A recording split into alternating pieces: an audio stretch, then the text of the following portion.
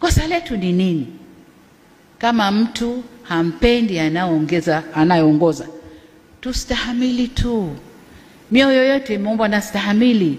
Demokrasia ipo. Ataongoza, ataondoka. Kwani wote walioongoza kutoka mwanzo mpaka leo awamu ya 6, wote walipendwa na kila mtu?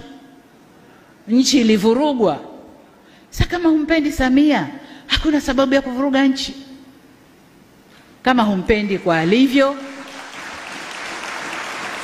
humpendi kwa dini yake, humpendi kwa alikotoka, hakuna sababu ya kuvuruga nchi.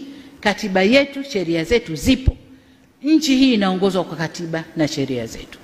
Hakuna sababu ya kuvuruga nchi, ndugu zangu.